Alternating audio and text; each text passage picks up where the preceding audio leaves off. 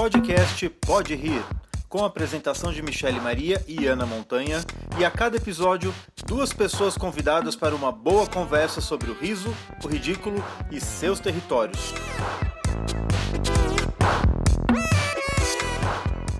Oi, esse é o segundo episódio do Pode Rir. Eu sou Michele Maria. E Ana Montanha. E hoje a gente tá em Santos. E tá frio. Ai, a gente não tem sorte, né? Falou que veio pra praia. Tá frio Tá na frio. praia. É sempre assim. Bom, e hoje a gente tá aqui na Vila do Teatro com os nossos convidados do segundo episódio. O riso é democrático? Fiquei com essa paradinha no ar. Eu vou apresentar a nossa convidada. Gostaria de dizer que estou muito honrada. A Miriam é uma inspiração, assim, né? No sentido de atuação, militância, de presença, de articulação, de processos artísticos. Então, eu realmente estou muito honrada. Sou um pouco fã. Eu confesso, sou um pouco fã. Miriam Vieira é atriz, diretora de teatro, produtora cultural e militante da cultura. Diretora da CIA Teatral Cinecomania e CIA Trilha de Teatro e a CIA Cena Preta. E o arroba da Miriam é Miriam Vieira 771. Já sigam ela nas redes sociais. Bem-vinda, Miriam. Obrigada. Prazer imenso falar com vocês, ainda mais sobre uma questão que é a questão do riso, né? Sobre palhaçaria, sobre feminilidade dentro desse lugar também. Bem honrada também de recebê-los aqui na Baixada, embora com frio. Não dá para fazer na praia. E vamos seguir, a gente está aqui para conversar. Muito obrigada. Então agora a gente vai falar um pouquinho do Caio. Eu também sou fã. Né? Que está recebendo a gente aqui nesse espaço muito lindo, que a gente ainda já rolou oficina ontem, que foi muito legal. E hoje à noite tem um espetáculo, Sim. MM Show. Caio Martinez Pacheco é ator, é palhaço, diretor da trupe Olho da Rua. Atualmente é presidente do Conselho de Cultura de Santos e secretário-geral do SATED de São Paulo. O arroba é Caio Martinez Pacheco. É um zero ou é um O? No final é um zero. É um zero. Então é arroba Caio Martinez com Z no final, Pacheco e o zero. E, Caio, muito obrigada por estar aqui com a gente, por nos receber aqui nesse espaço. E, justamente, a gente queria que você começasse falando um pouquinho da história aqui do espaço, que é a Vila do Teatro, que a gente está aqui gravando esse podcast. Bom, primeiro, dizer que é um prazer estar aqui com vocês, né? Ainda mais conversar com 3 camaradas, né? Que eu respeito muito, a Miriam, que é um farol aqui na Baixada. E vocês que são parceiras lá de Ribeirão Preto, né? Que a gente tem uma longa história de ter ido para lá, de você já ter vindo para cá, de formar essa rede maior de grupos de teatro, Sim. de circo, que vão crescendo junto, vão desenvolvendo linguagem, né? A gente está aqui na Vila do Teatro, que também é um pouco fruto dessa troca entre grupos, né? Foi quando a gente vislumbrou a possibilidade de ocupar um espaço que estava ocioso, um espaço público que estava ocioso.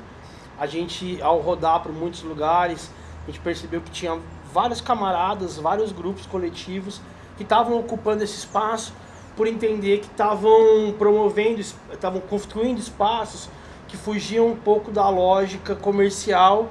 Então, portanto, ter que arcar com o espaço privado, pagar aluguel, A seria gente sabe que é muito mais difícil. que implicaria numa política interna de ter que sempre estar arrecadando muito recurso para dar conta.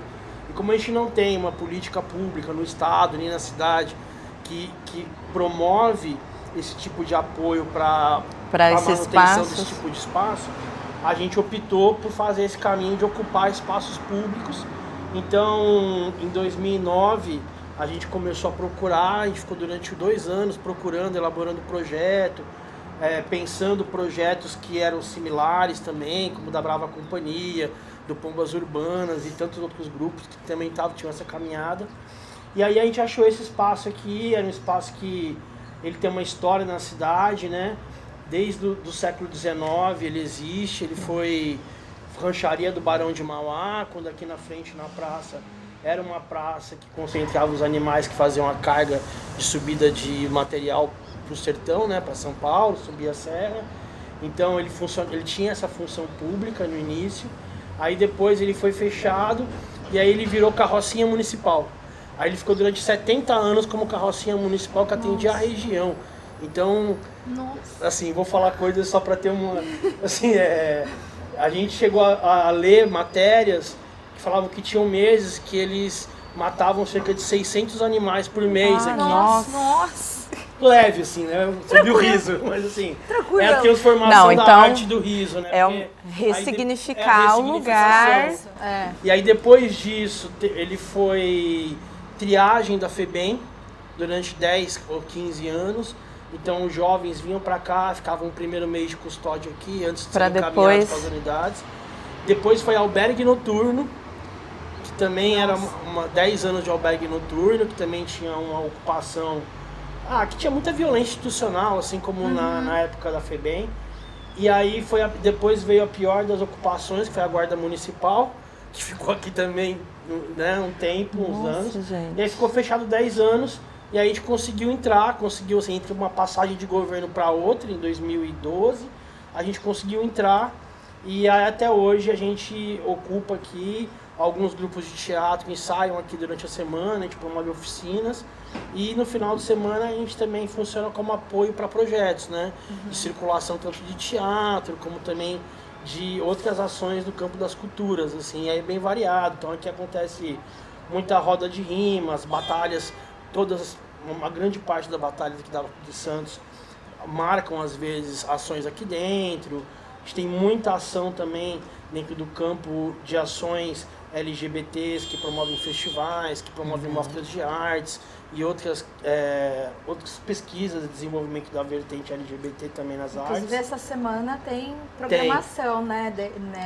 Tem. De drag, tem uma batalha, não tem? A gente teve agora, nesse final de semana, o lançamento do Festival de Arte Drag, foi aqui. E agora tem uma semana de um coletivo que trabalha com as expressões do campo da cultura LGBT com recorte racial. Então eles vão fazer uma programação de quinta a domingo, com uma série de atividades também, de oficina, ball, rodas de bate-papo e outras atividades. Nossa, é realmente a ressignificação de uma história, né? A gente fica muito feliz de ter conseguido manter aqui. Então também é uma dica para os grupos que tiverem projetos, também é um espaço que está recebendo, né? Então, gente, procura o Caio. Ocupem, né? Ocupem, né? Sempre. Ocupar e resistir. E a gente tem uma coisa aqui, assim, que é muito parecida com a rua, né? Assim, que eu acho também que em relação ao riso, a essa coisa da acolhida que leva ao ambiente mais seguro do humor e da democratização também, né? Que é um pouco o tema. Os grupos que estão aqui, quase todos trabalham com arte na rua, né? Trabalham com intervenção na rua. E aqui, por ser uma ocupação, a gente também tem uma política interna de nunca cobrar entrada, né? Então, tem esse caráter das pessoas conseguirem acessar e ter uma democracia também quando você olha o perfil das pessoas que acessam, né? O famoso você realmente pode entrar, né? Porque tem o lugar que é democrático, pero no mucho. Né? E é importante falar que a gente está num circuito, aqui onde a vila, né? Está no circuito central da cidade, assim, do começo da história da cidade mesmo. Então ele está no lugar estratégico da cidade, já foi muito mais, hoje muito menos, mas do lado tem a rodoviária, então o acesso é fácil. Tem a Cadeia Velha, que a gente já ocupou durante muitos anos também, tem o Teatro Guarani, que é um teatro histórico de resistência também. Então ele está no circuito muito privilegiado da cidade, vai passar o VLT na porta, então Então ele também é realmente acessível. É acessível, né? acessível, exatamente. Que tem o terminal rodoviário, né? E tem o terminal rodoviário da cidade, que é do lado, e a rodoviária de São Paulo Santos, São Paulo Nordeste, do Sul e tal. Então é muito privilegiado nesse lugar. Ontem aconteceu isso, né? A gente estava na oficina, acabamos estendendo um pouquinho mais do horário, e aí a gente estava preocupado, né, vai pegar o ônibus? Eles, não, fica tranquilo, a rodoviária está aqui. Do lado. Então a gente consegue, a gente dá um jeito de ir embora. Chegar. Né? Que legal. Ai, que legal. É muito... A passagem desse projeto, ele tem lugares específicos, assim, para que a gente traga esse olhar para os espaços que são atuadores mesmo, né? Que trazem o povo, a população, para dentro daquele espaço, para consumir não só de forma no sentido, eu vou gastar muito dinheiro ali dentro, mas ter acesso à arte e cultura que é primordial, né? Primordial. E que bom que esse lugar está ocupado dessa forma, que bom que é a subversão da história, que bom que vocês atuam desse jeito, assim, que bom que é um lugar de riso, né? Porque eu acredito que o riso é uma via importante, né, no processo de estar com o público. De transformar. Né? De transformar. Bom, então dentro de tudo isso, a gente traz para vocês uma perguntinha deixada do pessoal lá de Mariporã, que foi um papo muito legal também, que é para vocês responderem, para a gente dar o start na investigação, que é: qual corda bamba você anda? Ixi, Maria. Muitas. Já, né? Muitas. Já falaram algumas. Já falaram algumas, né? Eu vou deixar com vocês, eu não vou nem me pronunciar sobre Meu isso. Deus. Vai, Miriam. Do ponto de vista da vida, a gente está em várias cordas bambas, né? Especialmente eu, que sou uma mulher preta, que sou artista, atriz, estou em muitas cordas bambas, do ponto de vista da vida. Mas do ponto de vista do lúdico da corda bamba, do circo da corda bamba, eu acho que a gente está no momento em que a gente precisa saber para que lado a gente vai cair. Olha. Entendeu? Para que lado dessa corda você quer cair? Para o lado direito ou para o lado esquerdo? Vixe. Então, eu acho que este é o momento que a gente precisa... Estamos na corda bamba e vamos cair. Vamos cair para que lado? E aí eu acho que a gente está neste momento... esses momentos históricos que desde que eu nasci a gente está no momento histórico, mas eu acho que agora é definitivo. E você acha que a gente A vai queda cair? é definitiva. É isso que A queda, ela vai acontecer. A queda Não dá vai, pra a ficar queda na vai corda acontecer. bamba. Não dá para Não ficar na dá corda pra bamba. ficar- Escolha o lado que você vai cair. Importante. Capciosa. Bom, agora a gente pode levar pra terapia, então. Pera que a gente precisa de um minuto. E aí, Kai? Ai, gente, assim, eu tenho o prazer de dividir com a Miriam várias construções, né? A gente coordena o festival junto, né? Que é o festival em atividade mais antigo do país e que teve como fundadora a Pagu Qual que é o nome do festival? Festa, né? Festival Santista de Teatro. Festa. E que existe desde 1958, sempre foi gerido pelo movimento teatral. Então, divido com a Miriam também a articulação no movimento regional de culturas, de teatro da Baixada, da Flixp. Então é sempre um desafio falar depois dela. Mas eu me sinto um camarada, então eu acho que a gente vive numa corda bamba entre resistir e persistir num caminho que muita coisa é contrária, né? E algumas pessoas dedicam a vida, como a Miriam, para poder criar condições para que a gente possa ter uma democracia no acesso, uma linguagem mais popular e um riso que possa apontar para o mundo que a gente quer construir.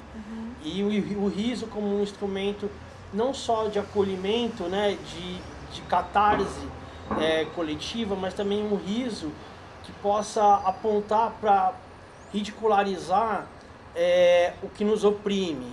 Né? O riso ele é político, e, né? E ao mesmo tempo nos libertar para o ridículo.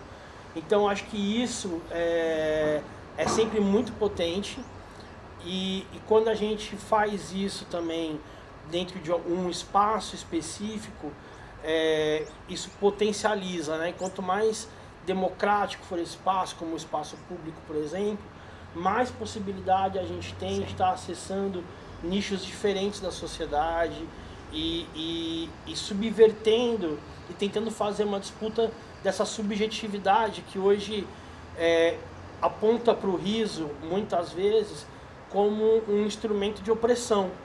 Né? A gente ainda tem pessoas, humoristas, um tipo de... que a gente não pode chamar nem de humor, de comédia, mas um tipo de equação Que vem para reforçar, narrativa que usa o fica riso como, reforçando essa repressão e eu acho que assim, o riso incomoda. Assim, a gente tem que incomodar com o riso um lugar, né? E escolher as batalhas que a gente quer travar, e o riso como uma arma, assim, né? De fazer as pessoas refletirem que todo mundo que ri porque teve um entendimento, ninguém ri do nada, né? E quando não ri de um próprio entendimento, ri por uma onda coletiva de quem está em volta. Então, eu acho que é muito importante a gente escolher. A gente falou o riso que a sobre gente vai isso tomar. ontem, né? A questão É. de que você tem responsabilidade naquilo que você está... Fazer rir é uma Você responsabilidade. tem que... Não é uma coisa... né? A gente falou disso, é porque é uma reação física, né? A gente ri, ela é uma reação imediata e física. Então, ela tá agindo nas sinapses nervosas. E mais engraçado que o riso você não disfarça, o choro você disfarça. O riso você não disfarça. Exatamente. Mesmo quando você ri pra dentro, você não disfarça. O teu corpo fala, você está rindo, legenda, tem né? legenda. Tem legenda. O choro você disfarça, olha para um lado, passa a mão no outro. O riso não tem jeito. Você não disfarça. Nossa, E isso, assim, pensando, né, enquanto palhaça, né, pensando na pergunta, eu fico pensando, essa é a nossa corda bamba, né? Sim. Quanto atuador do riso. É uma série de responsabilidades e eu acho que a gente se depara muito, né, ainda de um processo ai, o palhacinho, ai, é comédia, mas tá tudo bem. E aí, na verdade, não tá tudo bem, né? Não. Na comédia, fazer qualquer coisa, acho que é o lugar mais difícil de estar tudo bem. Eu acho também. Eu acho, até porque essa questão do riso propriamente dito, assim, os nossos corpos, o meu corpo, o corpo do Caio, que é um homem gordo, é o corpo que todo mundo ria. Era o lugar da risada. Então a gente entrava para esse lugar para nós sermos o motivo da risada. Para ser Para ser ridicularizado, para se fazendo dele motivo da risada. E das mulheres a mesma coisa, o estereótipo, tá? A gostosa que entra com a bandeja só para isso, sabe? Só para ser gostosa. o colã. O colã, o gordo. E algumas pessoas souberam subverter isso e transformar isso há algumas décadas, transformar isso num riso para se pensar, não no riso para ridicularizar. Sim. E eu acho que o riso é muito mais provocador quando ele faz você pensar. Então, quando você pergunta se dá para rir de tudo, não dá para rir de tudo. Nem tudo é piada. Nem tudo pode ser transformado em piada. Para fazer com que isso, roubar o sorriso do outro, eu tenho que saber muito bem sobre o que e do que eu estou falando. Você não pode fazer o riso, da mesma forma que a gente não faz arte pela arte, a gente não faz o riso pelo riso.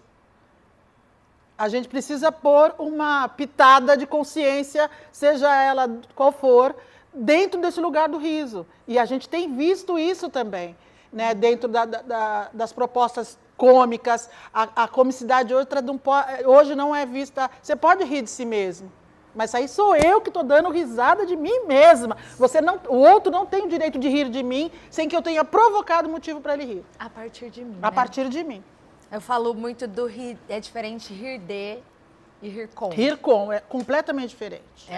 É um abismo, não é uma linha tênue. Sim. É um abismo, né? Não adianta falar, mas é muito tênue. Não é, né? É um abismo gigantesco, assim. No processo, do que você está fazendo, do território que você está, né? Ontem a gente falou, para ficar muito... Porque às vezes quando a gente faz recorte de gênero, as pessoas falam, mas é muito específico. Não, não é. Eu acho que quando a gente pega as esquetes clássicas, Sim. né, que numa simples assim, onde um palhaço termina dando uma panelada no outro. E aí, quando a gente insere isso num território de violência doméstica, por exemplo, a gente vai, enquanto palhaço, num território de violência, normalizar a violência, dizer que tudo acaba em pancadaria. E reafirmar. E reafirmar. Então, a gente vai dizer pra criança que tá ali, que tá tudo bem. E não tá, né? Não é isso, né? E não tá nesse ponto.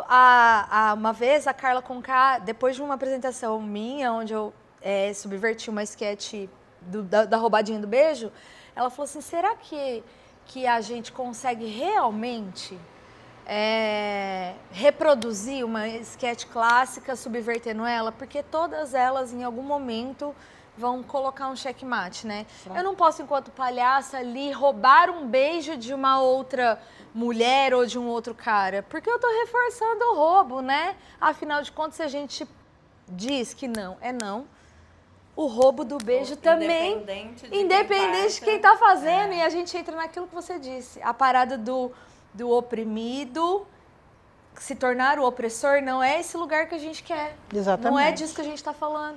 A gente está falando de outra coisa, né? A gente está falando de Construir novas dramaturgias. construir...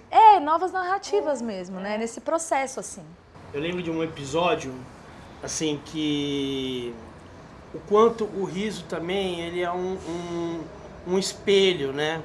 Sim. E assim, quando, por exemplo, eu lembro de quando a gente fez uma peça que era uma peça que era uma peça de humor sobre a Polícia Militar de São Paulo, que era um escárnio, assim, tentando colocar em chave de contradição as principais contradições da instituição Polícia Militar. E aí resultou que a gente foi detido várias vezes. A primeira vez que foi aqui na frente, na praça, quando eu estava algemado, e eu estava algemado com um figurino de policial estilizado para gerar humor, com uma máscara de rato na cabeça aqui atrás.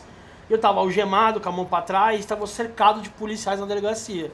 E um dos mais revoltados, ele apontava o dedo na minha cara e falava assim: você gosta que as pessoas deem risada da gente, né? É engraçado isso? Agora dá risada da gente! Dá risada da gente! Porque a gente fazia as pessoas rirem do absurdo que era a barbárie que eles promovem enquanto instituição. E o quanto que ele se identificava com aquilo, a ponto daquilo incomodar ele profundamente. Né? Assim, profundamente.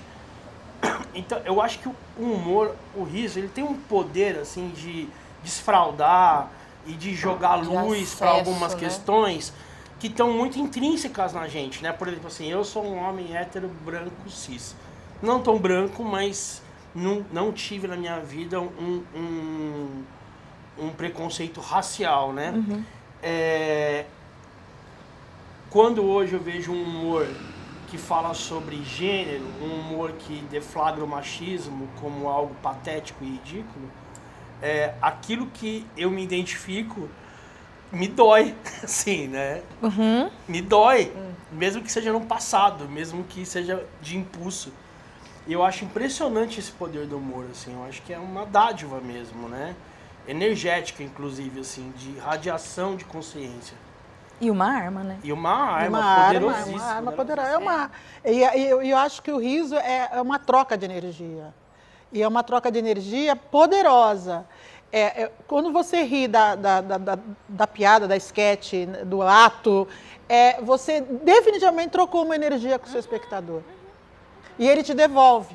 E aí você se sente mais energizado para mandar outro para ele. Então, este lugar do riso e da provocação que o riso faz. Né? Porque quando tem muitas coisas que a gente precisa ridicularizar. Não precisa ridicularizar sempre o oprimido. Tem muita coisa para ser ridicularizada que as pessoas podem rir. Sim. Não precisa ser só ridicularizar o oprimido, o preto, o gordo, entendeu? Na verdade, hoje, vamos dizer que não tem que, né? Não, acabou. Mas ainda fazem. E fazem e ganham dinheiro com isso. É triste ainda. Então, a gente paga um preço com os cálculos ainda por causa daquele entendeu? A gente ainda paga esse preço. Então a gente precisa entender que tem muita coisas e coisas concretas, coisas das nossas vidas, das vidas de todas as pessoas, que é possível fazer rir. Né? Então, você tem percebido isso, que não é mais engraçado por apelido ridículo em ninguém. Por exemplo, que não é um ato do palhaço, mas é o ato da vida comum. Sim. Não é mais engraçado, não tem graça nenhuma. E esse lugar de você não entender e passar para quem está vindo, para as crianças, para os jovens e adolescentes, que não é legal, que não é bom, e por quê? Não basta falar não é legal. Por que não é legal? Sim. E isso também já te leva eu dou aula, uma vida inteira dando aula, já leva essas crianças e esses jovens para outro lugar.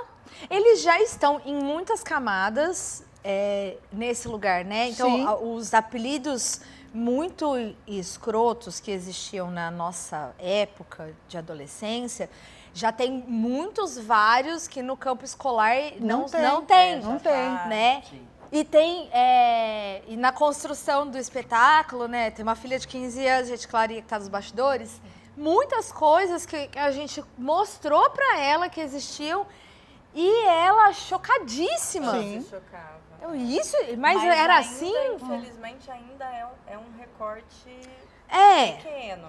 Ainda, lógico, tem muito, né? Muito Mas a até ser- porque os pais são conscientes, É isso então que eu tem ia esse falar. lugar. Quando você a vai na gente perifa tá- mesmo, amor. Esse que eu ia falar. A gente tá numa bolha Já tá também, numa, a gente tem consciência você dá aula na disso, periferia, que você continua vendo um menino que porque tem gestos já afeminados, não sei o quê, você Tomar não- apelidinho. tomar apelidinho Exato. absurdo. Tomar apelidinho Você vê a absurdo. você vê a menina preta sendo com um apelido absurdo, sendo chamada de cabelo de bombril, sabe? Este lugar tem muito e não tem em muitas camadas. Então, da internet. fora da Fora da internet. E a internet Nossa, que e aí a É internet... nas artes presenciais É a gente ainda isso. tem um... Exato. Porque a internet, pra mim, virou terra de ninguém. Mas a gente precisa entender que também, e a gente, eu acho que, óbvio que a gente também está falando para uma bolha, óbvio que também a gente está aqui trocando com pessoas que estão em vários movimentos, em vários lugares dentro da sociedade, dentro dos seus territórios, e que têm consciência não só política, como consciência artística. Que não basta, o artista não tem que ter só consciência artística, o artista tem que ter as duas coisas. E eu acho que o circo tem essa importância, eu acho que o palhaço e a palhaça têm essa importância. Porque ele mexe com um lugar em você que é no lugar que definitivamente vai te doer de uma forma, ou vai te doer ou vai te pegar de uma forma que, pô, eu fiz isso. Eu já fiz isso. Eu já fui assim, né? Eu já fui assim. Entendeu? E acho que nem precisa. E o palhaço não precisa estar xingando o outro palhaço, a palhaça xingar a outra palhaça. É só o lugar de falar já aponta. E o subentendimento também, né? Eu penso que o riso, a comicidade, palhaçaria, mas a figura cômica, ela também tem esse aspecto da galera dizer, mas às vezes é muito subjetivo, ninguém entende. Com o riso não é assim, né? Ele pode ser subjetivo, a pessoa ri de uma vastidão de coisas que tem dentro dela, assim, né? Que ela se identifica. Né? E esse aspecto é talvez primordial, né? Nesse processo de responsabilização mesmo, né? De se autorresponsabilizar na hora de fazer a comicidade, né? Vocês que constroem, né, comicidade, vocês que constroem as cenas a partir disso, né? Vocês têm pensado nisso todas as vezes que vão pra cena? Tem sido um processo? Tem sido, para mim tem. Eu estou com um espetáculo há 7 anos em cartaz, quase 8, que é sobre Benjamin, o Filho da Felicidade, que é a história do palhaço Benjamin de Oliveira, do primeiro palhaço preto do Brasil. E para mim, no meu caso, sim. Porque acho que no caso da trupe também, do Caio também, mas a gente tenta apontar dentro do espetáculo que eu mais me preocupei, era exatamente com isso. Como é que eu faço para um palhaço preto que levou pedrada, ovada, aqui em Santos, inclusive, né? Ele tem um fato aqui de Santos. E como é que você traz a história deste palhaço e você trabalha com ele, com a história dele no passado, mas você trabalha também com ele dentro do campo do hoje. Né? Então a história começa com um menino que vende doce na rua, no sinal, no semáforo, no teatro. Ele entra vendendo doce. Ninguém identifica ele como o personagem que vai entrar fazendo o Benjamin. Porque o Benjamin, a mãe era uma escravizada, mas ela ainda morava dentro da fazenda, já estava, embora liberta, morava dentro da fazenda, e ela fazia doces para o filho vender na rua. Ela é uma escrava de ganho, então ela fazia doces para o filho vender na rua.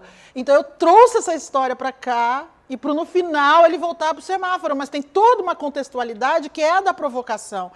Que se um palhaço preto, se eu não provocar o mínimo de consciência das pessoas, não só pretas, mas nas pessoas brancas que estão assistindo, o que eu faço com isso? Sim. Para que serve falar se não é para isso também? Né? E quando eu falo consciência, não é que a gente tem o dom de o pó mágico, o pó da consciência, não é sobre isso. Mas é sobre a gente também discutir qual é o nosso papel dentro do que é cômico, ou dentro da comédia, ou dentro da palhaçaria, do que é que a gente está fazendo neste momento, do que é ressignificar o riso também. Eu não acho que o riso é democrático, eu acho que todo mundo ri, mas daí o riso ser democrático é outra coisa. Todo mundo ri. Todo mundo ri, inclusive da coisa que não devia. Então, Mas só de despertar já esses questionamentos, né? Porque muitas vezes é isso, a pessoa está no automático, na Exatamente. reprodução do que vem até ela. Então é importantíssimo isso, né? Porque aí traz esse questionamento, aí a pessoa na próxima vez que for assistir algo, ela vai se incomodar com aquilo, né? Ela vai começar a se questionar mesmo em relação a isso. Tô rindo de quê, né? Tô rindo... exatamente. Por quê, né? Por que tô rindo, né? Eu sou frequentadora dos circos mais... Eu gosto do circo, quanto mais chifrinho, mais eu gosto. Mas Aquele que vai mas é onde a gente encontra mais mais o nó do riso. Sim. Porque são pessoas que ainda vivem o circo como o circo do século Já passado, foi. ou do século retrasado. Ainda tem isso. Sim, sim, com então, certeza. quando você vai conversar com eles, você entende que, na verdade, E aí, como é que você chega num cara desse que faz isso uma vida inteira e desconstrói isso também? E que tem uma plateia que uma vida inteira ri disso. E que tá levando os seus filhos. Exato, entendeu? Para rir, né? Exato. É uma O cadeia. circo, Então, e o fica Caio está no no sindicato, e o automático. circo é um lugar complicado em si só, né? Porque, o circo é complicado. Não. O circo tem problemáticas, o circo tem questões que são únicas, que a gente não tem. Circo sem lona não tem. O circo de lona tem. Aham, exatamente. Exatamente. Porque o circo sem lona é uma moçada que peitou fazer circo sem lona. Que não dá, quer fazer circo não tem lona? Vamos fazer sem lona. Então é outro lugar. Já desconstruiu esse lugar. Mas o circo sem lona, o circo com lona ainda encontra um lugar que eu vou em alguns, toda vez que eu sei que tem na periferia eu vou, por conta até do próprio espetáculo, sempre fui. Ainda encontra um lugar que a gente ainda vê o machismo, que a gente vê o racismo, que a gente vê gordofobia, que tá lá. Tá lá. Entendeu? Que tá implícito, né? E não é só no Não, eu tô tem falando- os circos grandes Esses que eu vão lá frequento em menos. Ribeirão, Eu frequento menos esses. que ainda... Aqui também, com certeza. Nossa, é espantoso, gente. Porque é um negócio... nossa, é um negócio que você fala assim, não... Com Não, certeza. você não tá fazendo isso. Tá. Meia praça é nossa, né? Assim, o humor que explora. Não, você fala assim, gente, não, a gente já mudou. É que os circos mais aqui, os grandes circos que vêm um pouco... faz um tempo que eu não vou nos grandes que ficam no Itararé, faz um tempo já, eu ia muito, né? Mas eles ainda estão meio que fazendo espetáculos, achando que estão fazendo musical, que é Cirque du Soleil, pobre, periférico, porque tem uma noção de circo. Sim. Mas ainda você encontra um ou outro profissional, uma mulher, você encontra. Ela pode não ser a voz majoritária que manda, mas você ainda encontra. Nos circos de periferia, não, gente. Não. O circo de periferia não existe, mas os que rodam as periferias do Brasil. E a gente está falando do estado de São Paulo. Mas eu gostaria de fazer um reforço acerca disso, que eu sou uma pessoa que visualiza os processos de forma recortada. Então, e me impus isso, né? Então, a gente precisa interferir na periferia. Eu acho que o papel é de quem está conseguindo olhar para os seus processos artísticos e interferir. Que difícil fazer rir, que difícil recontar uma história em cima de uma narrativa que é difícil, porque era difícil, e como a gente vai subvertendo isso, e aí a gente vai se inserindo para tentar, assim, muito regando o alfacinho, interferir nessas narrativas que ainda se mantêm, né, nas periferias, nas cidades muito pequenas, fora do estado de São Paulo, porque também tem essa, né? A gente sair do estado de São Paulo, parece que a gente está saindo do país. Sim. São outras realidades e, enquanto artista, né, eu sempre falo, o artista que pode sair do estado de São Paulo, saia.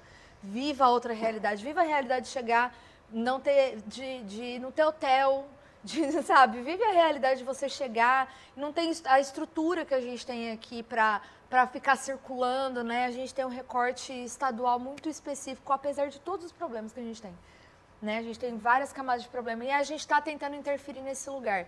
E aí, quando eu vejo um circo periférico, um circo de lona, um circo tradicional, tentando sobreviver a duras penas, com as arquibancadas Caindo, enferrujadas. chovendo com os- dentro. lona furada. A gente... Tendo que colocar os personagens no final Pra trazer tentar público, né? atrair. Baby Shark, enfim. E a Patrulha Né? Canina. Todo né? mundo Tudo. ali Tudo pra que você passa sobreviver. em volta. Eu faço recorte. Agora, pra mim, circo que tem Grande. grana, Grande. que é grande, que é Visibilidade, famoso, mídia. que tem visibilidade, não tem o direito de fazer piada que não tem que ser feita, né? É que a Nana tá falando porque ela presenciou, né? Ela viu, ela presenciou. E aí num aspecto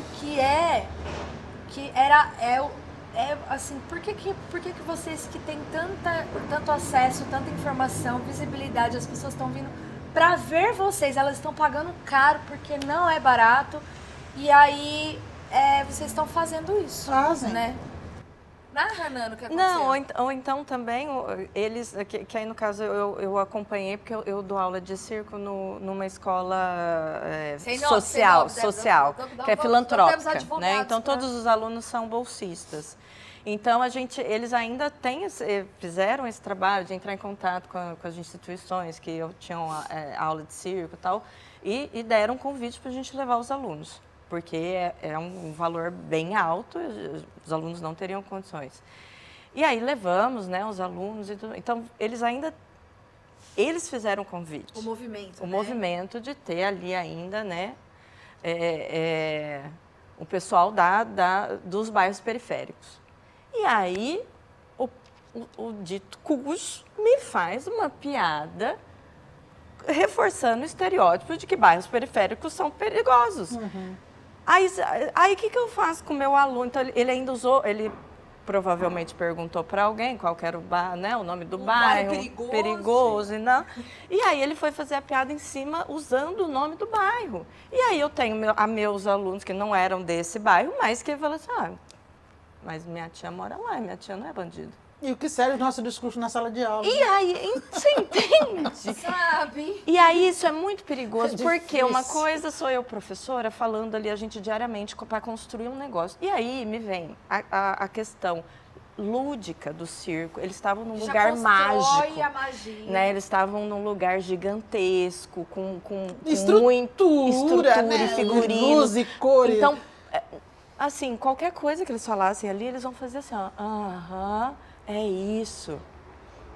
Né? Porque são adolescentes, são crianças. E aí você fala assim, meu Deus, não. É louco. Não é, gente, não é isso. Não é isso. louco. E aí vem assim, constrói Foca- toda a beleza, foca só no magia, trapézio, vai. brilho, luz, lona linda, pararaia na boca. Depois tá tudo isso construído na boca do palhaço. E aí vem uma dessa. Nossa, mas aquilo pra mim, eu falei, não. Tem muito, não tenho dúvida, não tenho dúvida que tenha mesmo, porque a gente até a gente vê como é a gente tem alguns amigos que passaram por circos, né, que trabalharam em circo e conta os horrores, circos grandes, viu? Não é circo pequeno não, e conta os horrores do machismo, da misoginia, da LGBTQ-fobia, de tudo que se possa imaginar, né, dentro daquele lugar da exploração econômica. Então a gente sabe, né, disso, não adianta disfarçar. E é muito constrangedor quando você tem possibilidade, devia ser constrangedor para eles, não para quem está assistindo. Exatamente. Quando você tem possibilidade de dar informação, no sentido de que traz gente para falar, informa, vamos conversar sobre. Você tem como fazer isso, você tem como. Você tem acesso. Exatamente. Por isso que é mais revoltante É ainda. mais revoltante. Você falou, porque... Dentro da trupe, que trabalha também rua, né? Também, enfim, rua a gente vai sempre falar de comicidade como via de, né? Como vocês têm trabalhado os processos na construção das narrativas? A gente está com o nosso último trabalho, até tem a ver com o tema de hoje, ele chama Democracia, né? Que é essa ideia que legal. de uma democracia mercadológica, assim, uma democracia burguesa, de uma democracia limitada. E se propõe a criar um momento de catarse através do humor desse último momento que a gente viveu na era Bolsonaro. Então a gente coloca uma prisão no meio da praça, e coloca bolsominions dentro, assim, a gente tá de bolsominion, camisa da seleção, a gente fica dentro da prisão e monta nichos com temas dessa tragédia bolsonarista, assim, né, tipo, um acampamento de bolsominions com churrasquinho de osso, uma urna eletrônica que tem que fazer um voto impresso, mural de fake news, são 6 nichos. E é um espetáculo de intervenção. Então, a gente sabe que uma parcela da população não vai rir, vai se ofender. E a gente se propõe a isso, assim, né? E a gente sabe que uma outra parcela vai ter um momento catártico de ter a sensação de ser uma mosquinha dentro da papuda, vendo aquelas pessoas que colocaram um ambiente tão violento no Brasil e que promoveram a barbárie e o ódio, pagando um preço institucional por isso.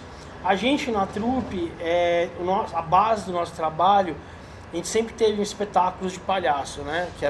Que não é de teatro, é puramente de palhaço. E esse jogo do palhaço, do ridículo, da desconstrução, de chegar nesse lugar, pra gente sempre foi fundamental para a construção também dentro do humor das peças, porque a gente tem, né, esse ambiente, acho que cada vez mais acelerado das redes sociais, onde a gente constrói, as pessoas em geral constroem esse perfil, né, de vida perfeita, a melhor foto, o melhor ângulo, Melhor filme, a melhor comida. melhor momento. E o palhaço, a gente está debatendo aqui esses caráteres de militância, de visão de mundo, mas o palhaço parte muito desse lugar de não ter vergonha do ridículo, né? De explorar o seu ridículo. E o ridículo do palhaço também é a contradição dele perante o mundo, assim. Quando a gente olha para esses bolsominion presos, a gente vê cada um como um bufão, que acredita naquilo, assim, sabe? E que vai falar, vai dar falas, vai expressar os seus preconceitos, as suas fobias sociais, vai expressar a perversidade da constituição da sua subjetividade e vai tornar aquilo ridículo para quem está assistindo. Mas a gente acha que também tem uma função, né? Essa função também do bufão, assim, né? Sim, de não ser só o palhaço que vai fazer a crítica social, no sentido da militância, de estar criticando o outro, mas também de ter espaço para ter personagens que são a própria personificação dessas contradições em si, né? Então, quando a gente fazia Blitz, por exemplo, a gente tinha uma personagem que era um policial, uma pessoa preta que fazia um policial e que era preconceituoso, que era violento, que tinha um ódio acelerado por algumas questões. Assim como a gente já fez uma vez um trabalho onde tinha uma personagem mulher que era uma personagem bufanesca, que ela era extremamente machista. Assim, ela deflagrava isso, assim, como crítica, né? Então a gente tenta trabalhar esse lugar, assim, né? Na trupe, principalmente, dando espaço para a construção desses personagens que a gente quer combater no mundo social, assim, e ridicularizando eles e os desejos deles de mundo. É assim que a gente vai se dando mal. A gente vai se lascando. Depende do ponto de vista. Porque eu acho que é um pouco isso, né? Eu penso que não tem também... Hoje a gente não consegue ter um meio termo, né? Porque ou a gente deixa explícito, né? E a gente consegue se conectar com quem está assistindo, ou tudo muito dual, dá margem para as pessoas não entenderem de que lado a gente quer cair na corda bamba. E eu acho que a gente está vivenciando um momento que a gente não faz mais, não consegue mais, não pode mais fazer isso, né? Porque se a gente não deixar explícito, talvez a gente plante a semente do outro lado de não deixar explícito também. Sim. Ou de não fazer uma escolha que o contemple, né? Porque eu acho que o grande problema mesmo, assim, aí falando social, é a pessoa se identificar com o outro lado não estando do outro lado. Sim. Ela acredita piamente Sim. que ela tá ali, né? que ela é aquilo que ela não é. Exatamente. E aí a nós vem a cada vez mais cabendo, né, estar nesses papéis de situar quem nós somos, né, nessa grande fila de pão chamada Brasil, né? É uma loucura, né?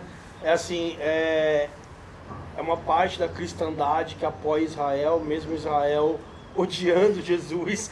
É uma parte do crime que elege como bandeira a bandeira de Israel.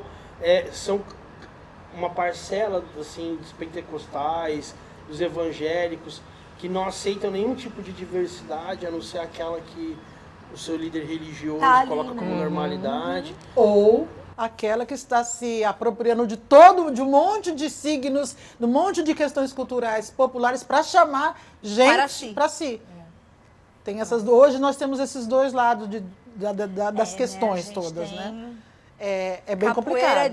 Capoeira de Cristo, a surfista de Cristo, que é antigo, inclusive. Mas a gente tem a foché de Cristo. Acarajé, né? Acarajé. Uma cara de God bombando por aí. Axé gospel. Axé gospel, pra mim, é a contradição em si. Axé é uma... Seria não sketch de existe. humor. Exato.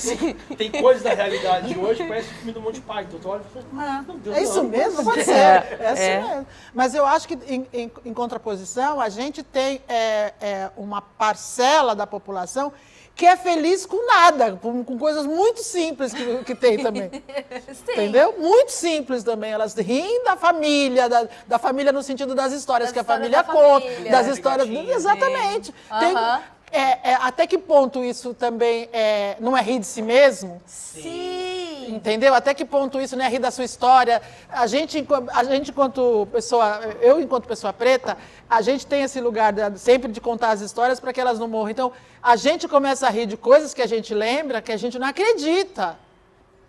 Né? E são coisas... bobagens, né? Bobagem mesmo, assim, de amor por uma caneca que tá quebrada, que uma avó tinha. Xoxa, capenga, colada com sabe? Mas como é que amava aquilo, pelo amor de Deus, não deixava ninguém tomar café, e a gente acaba rindo, porque lembra. E aí são coisas que a gente traz na memória da gente, na história da gente. Mas é que são memórias afetivas. Mas é importante se rir também. Sim. E é também importante, às vezes, a gente achar que é memória afetiva pra gente, mas não era memória afetiva pro outro. Sim. Né? Então, é sempre esse lugar que a gente... Também tem um pouco de, quando a gente lembra, porque a gente tem... É difícil a gente não ter, pelo menos aqui, neste lugar que a gente está aqui agora, que a gente não tem uma parte trágica da família que a gente não quer lembrar, porque a gente só quer chorar. Sim. Então, o riso nesse lugar também faz parte, é muito, muito importante. Até porque eu acho que a tragédia... Eu acho que a gente tem experiências próprias aqui por organizar tanto festa, né? A tragédia... E a comédia, elas caminham juntas. A facilidade da comédia virar tragédia, da tragédia virar comédia é um pisado. Isso é a linha tênue. É isso. Essa linha é tênue. Entendeu? A gente já viu tragédias aqui que a gente riu do começo ao fim do espetáculo. E comédias que a gente já chorou do começo ao fim, assim, entendeu? Então, eu acho isso importante também, da gente ter esse entendimento. Que às vezes a forma como você diz o texto, a forma como você interpreta, a forma como você tá na marca, seja na rua, seja no palco, às vezes aquilo também, sim, sabe, de virar um outro lugar, é muito louco isso. E eu acho que também a gente tem um lugar que em nossa construção enquanto povo, né, e a ancestralidade do brasileiro, né, histórica, tem aí na sua concepção lugares da alegria. Sim. Né? De se colocar em estado de alegria, né? E aí isso vai se virando uma bolinha de neve, né? No que a partir daquilo que a gente vê, né? Sim. Das tragédias e das comédias aí, né? E também a gente tem uma facilidade de rir da tragédia que nos é peculiar, babado, né? É babado. Sim. Sabe o que me lembra muito isso? O samba, né? Sim. O samba é isso, que você ri chorando e chora rindo. Chora né? rindo. Não, e hoje a gente, com o advento da televisão, o brasileiro deixou de ser especialista só em futebol. A gente passou a ser especialista em telenovela. Então, o brasileiro sabe tudo de telenovela. A atriz não pode olhar para aquela porta, porque naquele momento a porta... Você lê na rede social e fala... Quem é essa diretora que está escrevendo isso? Nunca pisou no set, nunca foi no teatro. Então, Os críticos... Aquela atriz está forçada, tá forçada demais. demais. Então, esse lugar, e isso quem trouxe foi a televisão, porque esse povo não vai ao teatro. Não vai. Então, a gente hoje tem esse lugar também, que você está vendo. Eu estava vendo televisão na casa da minha irmã, eu não assisto a novela. Minha irmã estava assistindo a novela, aí eu parei para prestar atenção, uma cena trágica, minha irmã começou a rir, eu falei, você tá rindo do quê? A cena é trágica. Porque ele tá enganando ela não tá percebendo. E tu tá rindo! Entendeu? Porque a vilã hoje, e o brasileiro é engraçado, né? A vilã virou a ponta cômica. A queridinha do Brasil, entendeu? Então, esse lugar também é engraçado de você observar. Eu tenho observado muito isso, que as pessoas... Eu não vejo novela, mas o que eu leio na internet, eu falo, quem é essa? Eu vou saber quem é a pessoa. Então, assim, porque a gente virou técnico de futebol, diretor de minissérie, diretor de novela, diretor não sei do que, a gente de cinema. Crítico de a gente sabe de gastronomia. E isso quem trouxe para a gente foi a televisão. E agora com a internet, que a gente anda, com a internet, com o advento do celular, a gente vê tudo aqui, a gente fala tudo que a gente pensa, seja do que... pensei, escrevi. Não, e a gente vê recortes, absorve aquele recorte como altamente, aquilo é A verdade uma absoluta verdade, ali. E aí eu discorro sobre o recorte, que já deve estar discorrendo sobre outro recorte. E aí, na verdade, chegou um ponto que a gente não está discorrendo, na verdade, sobre a realidade. Não, e é louco isso. É louco. Agora, a gente aqui na Baixada, a gente tem pessoas e grupos e companhias também. Já tivemos mais, é verdade, que tinha uma propriedade de fazer humor crítico muito poderosamente, né? A trupe continua aí, mas a trupe é bem do meio para cada meio. A trupe está com 25, Caio? 22. Eu já tinha 25 anos de teatro quando surgiu a trupe. Então... A Miriam me conheceu, eu era adolescente. Adolescente. Então, assim, eu segui alguns grupos anteriores tinham um pique muito grande de comédia. Eu venho de um grupo de teatro, eu fiz muitos anos o Pernilongos, que tinha um lugar... Fala o nome inteiro do grupo, que é maravilhoso. Pernilongos Insolentes pintam de humor a tragédia. Muito bom. Gente, aqui tem uns nomes, não é? E aí a gente tinha um lugar da discussão do humor, desse lugar crítico, quando a gente montou a Maldição do Vale Negro, que era muito divertido, mas ele era muito... Embora as pessoas começassem... Quem era do métier, mais ou menos, já percebia e tal, mas quem nunca tinha ido ao teatro começava a apontar para este lugar também.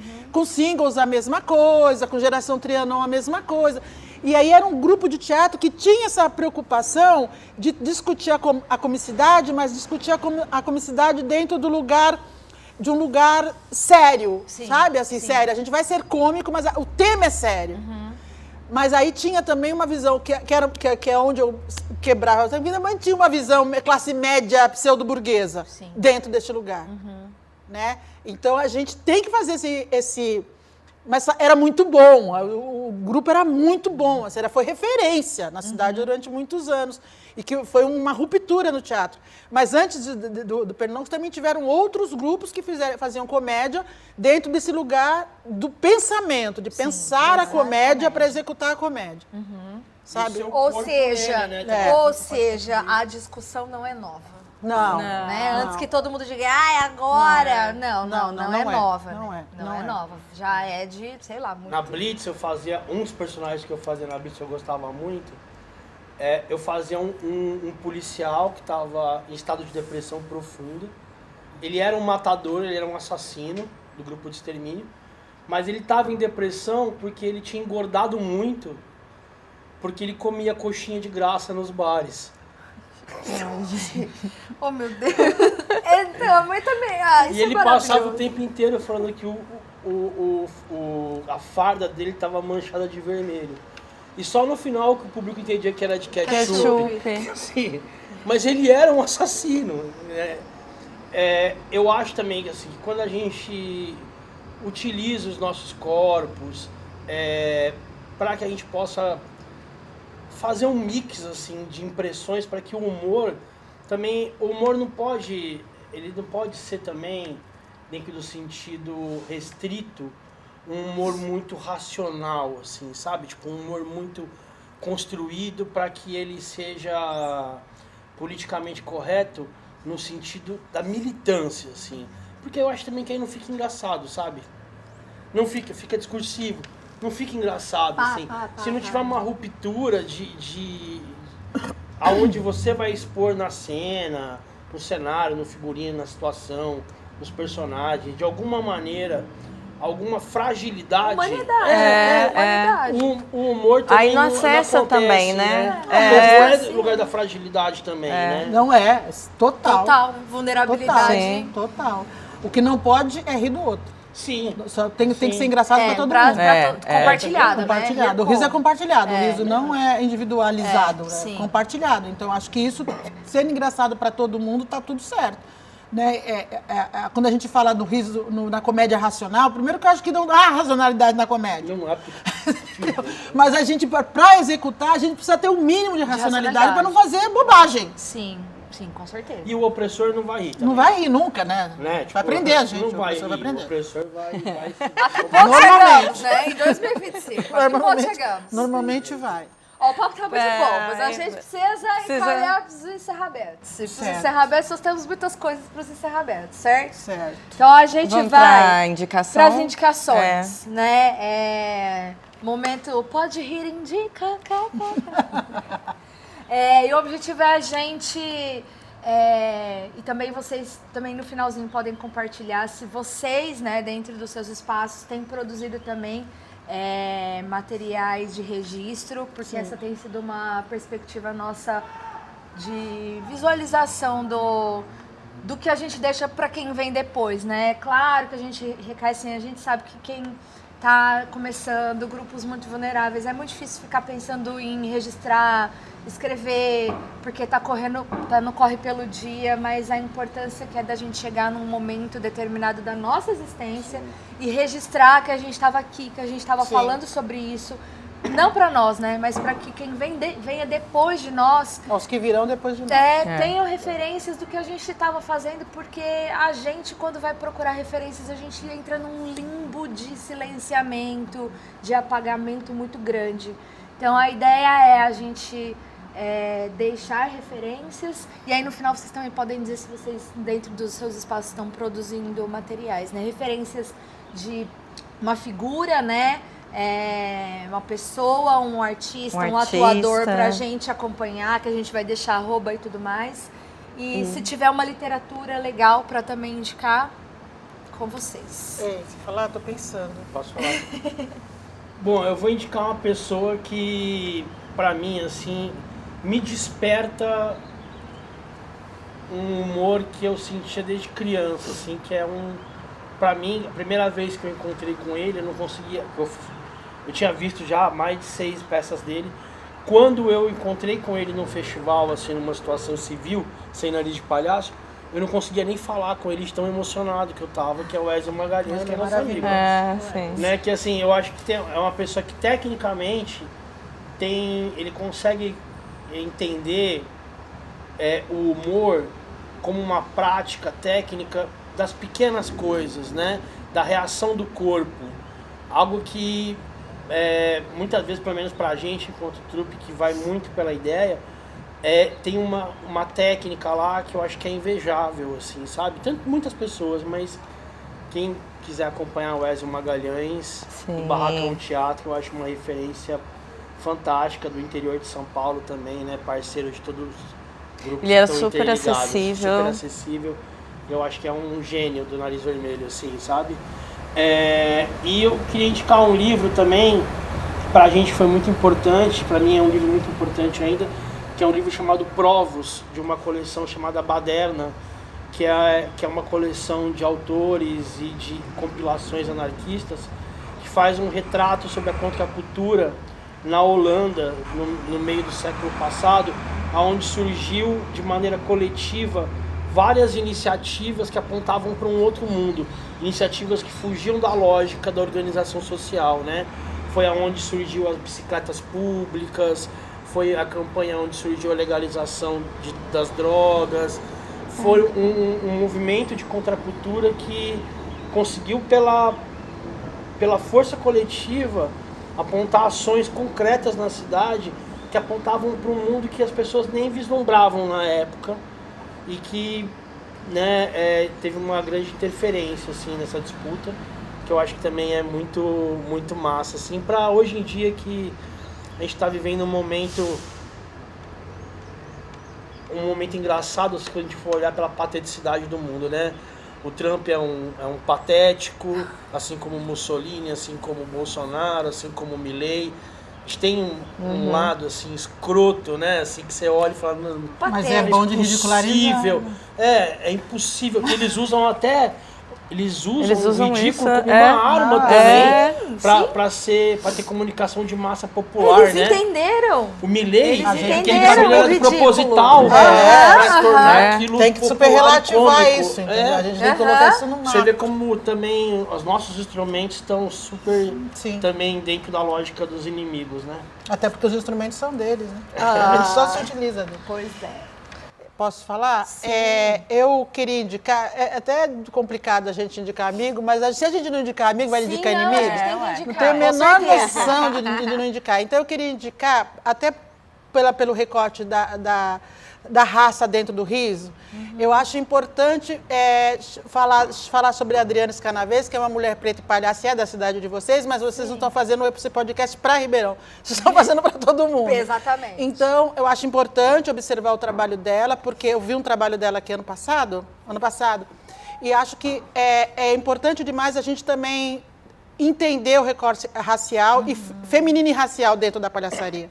Então, acho que ela traz esses dois recortes. Eu acho interessante também, outra pessoa que eu posso falar é do Jair, que é o meu parceiro aqui de São Vicente, Jair Moreira, que ele tem vários personagens dentro do campo da palhaçaria. Tem até palhaço, mas dentro do campo da palhaçaria ele tem vários personagens. Então, acho importante observar que também é um ator preto, e que trabalha nesse lugar também do palhaço. Acho que são duas pessoas importantes. Eu poderia citar um monte, mas vou citar essas duas. E do livro, eu acho importante a gente entender a complexidade do país dentro da questão racial e da questão do riso. Eu vou indicar o Circo Teatro, Benjamin de Oliveira e a Teatralidade Circense no Brasil, que é da Hermínia. É um livro que fiz pesquisa durante 25 anos sobre Benjamin de Oliveira e não encontrava nada, porque, além de tudo, a gente tem esse lugar do apagamento. Então, ninguém sabia dessa história. Eu viajando pelo Brasil, comecei a juntar e tirar xerox que meus amigos me mandavam. Graças a Deus, alguém conseguiu juntar o material e fazer, e eu consegui montar um espetáculo. Então, eu acho isso fundamental, que a gente consiga... nós não somos mais de uma geração da oralidade, nós somos da geração do registro, seja ele escrito, seja ele na tela. Sim. Então é importante que a gente tenha isso como norte. Eu, embora venha de uma história oral, né, meus ancestrais são da oralidade, eu respeito e continuo fazendo a oralidade, mas é importante que a gente hoje registre tudo aquilo que a gente faça, da forma que der, do jeito que der, através de vídeo, com celular, com máquina, com o que der, e escreva sobre aquilo que a gente está fazendo. Então, inclusive a trupe tem livro, a gente tem a gente tem livro sobre a história do teatro nas periferias, de grupo, tem muita coisa que é interessante de ler. Então, acho importante a gente registrar para os que virão depois de nós. Então, eu acho que é isso. Porque é muito efêmero, né? É muito efêmero. Tem um lado muito triste, assim, nossa a Miriam passada. citou algumas peças deles. Assim, mesmo a juventude, às vezes os grupos mais novos que saiam aqui, que não assistiram as peças de 10 anos atrás, E não tem como acessar. Não existe mais. Exatamente.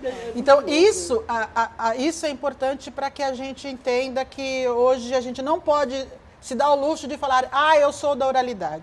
Não somos. Né? A oralidade ficaram para os ancestrais. Então, a gente chegou até aqui, e a partir daqui, como é que a gente vai construir as novas narrativas? Que sejam de formas mais organizadas, pelo menos, para que os acessos cheguem para todos. Sim. Hoje tem podcast, hoje tem não sei o quê, hoje você procura, tem um monte de coisa que você pode fazer. Novas armas. Exatamente. Tem indicação, amiga? Então, né, que a gente estava falando de fazer também algumas indicações. E eu lembrei a Bárbara Salomé. Sim. Ela participou de um festival de palhaçaria que a gente tem, que acontece em Ribeirão Preto. E eu estava ajudando na produção desse festival. E, nossa, o espetáculo dela, muito legal. Então, é também, né, uma indicação aí para poder seguir e acompanhar o trabalho, quem tiver a oportunidade de assistir o espetáculo dela também. O Instagram dela, eu acho que está com Bárbara Salomé mesmo, não é? Eu acho que é. Vamos só conferir aqui. E aí, é Bárbara, vamos ver. Quando você caça aí, É. eu quero deixar uma indicação, eu vou fazer uma indicação palhacística e uma indicação de historiadora. Bárbara Eu acho que Salomé. Bárbara Isso Salomé, mesmo. ela mesma. Eu queria indicar o trabalho da Nega Luísa, que é uma palhaça negra, diretora, preparadora, atuadora, vem de uma família que também esteve nesse espaço de batalha, de militância, de construir novas narrativas, e ela está atuante, ela é super acessível, ela está vivíssima nesse aspecto Tem de... contato? Oi? Tem contato? Tenho contato. Porque eu acho que também é importante a gente disseminar aí para quem está atuando nesse momento e poder também, né, estar sendo visto nesses espaços, porque normalmente essas pessoas ficam só nos bastidores, né? Sim. Ela existe, mas ninguém chama para trabalhar. E, na verdade, daqui a pouco não vai existir mais, exatamente, né? Nega Luísa é maravilhosa.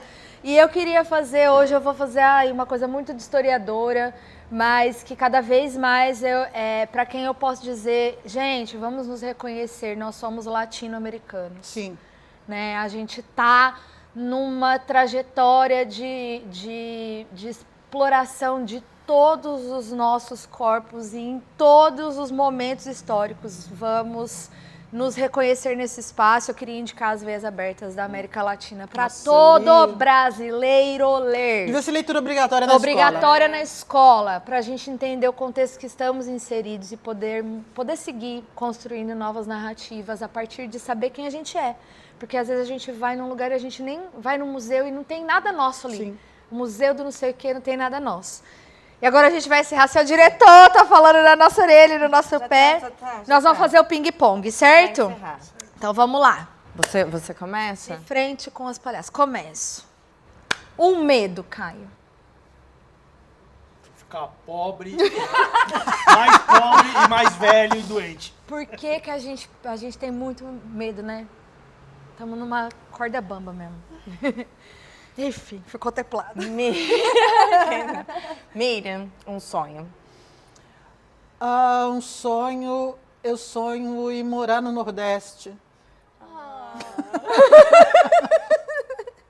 Essas palavras elas vão construir, né? Uma inquietação. O Estado Democrático de Direito dá muita inquietação as pessoas não terem seus direitos respeitados. O que te tira do sério? Olha, não posso falar porque Não temos advogado. não tem advogado. Não temos advogado. O que me tira do sério é a falta de enxergar o coletivo como os coletivos, se enxergar coletivamente, se enxergar só individualmente. Isso me tira do sério. Agora essa última pergunta é para os dois. Do que você ri? Tô rindo muito do Bolsonaro se fuder. Espero rir mais. Espero rir até passar mal. Ai, meu Deus. Espero sambar e rir no caixão dele quando isso vier e da família toda. É sobre.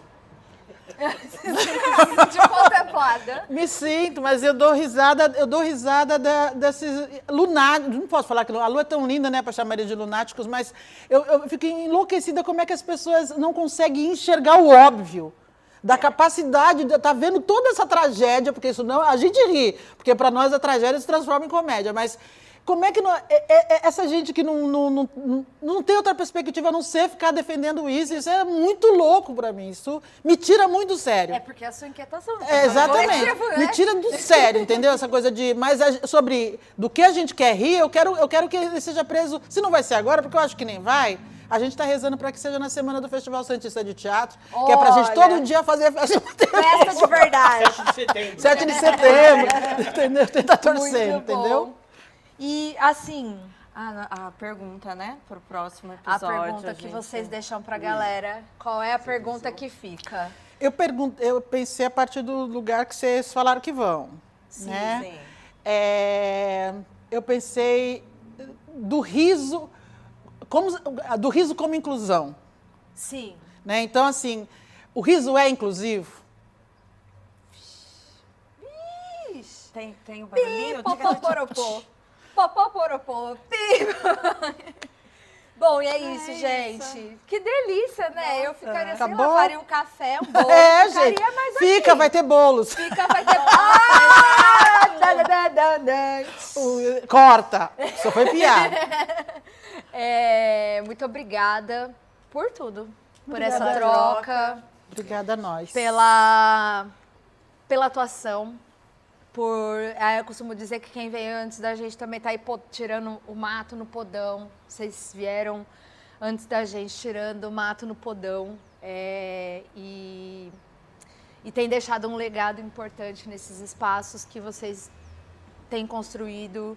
E isso é bonito de vocês saberem, assim, né? Eu acho que a gente faz tanto que a gente nem se reconhece nesse lugar às vezes. É verdade. E vocês estão, né? Tirando o mato no podão e a gente está vindo um pouco atrás, assim. Então é muito relevante esse episódio para nós, enquanto atuadores de arte. A gente agradece demais também, porque eu, pelo menos, agradeço. Caio, eu não sei, mas eu agradeço. Porque acho que é super importante a gente ter essas parcerias, né? De vocês irem de lá e a gente tá aqui e tal.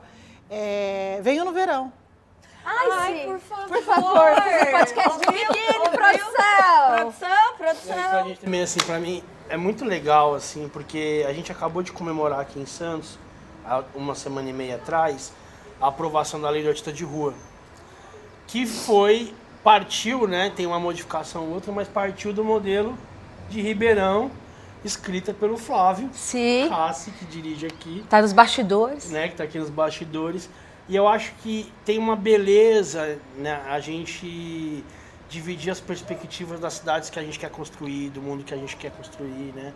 Esse acúmulo que a gente vai colocando nessa grande roda coletiva que a gente constrói enquanto movimento e vai podendo se apoiar, a gente saindo um pouco, ninguém tá sozinho, né?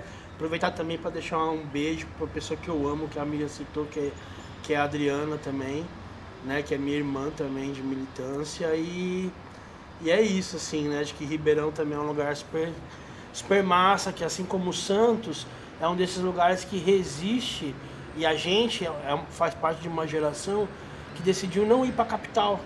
Assim como vocês, né? Sim, sim. E construir do nosso lugar, o nosso horizonte. Nosso território, né? exatamente. Exato. Então é isso, isso. galera. Até o episódio 3. Fim. Aí eu queria falar do Henrique agora. Esse arrombado. Oh, meu Deus do céu! O podcast Pode Rir é uma produção da companhia Aditacuja. Apresentação de Michele Maria e Ana Montanha. Direção de Flávio Rassi.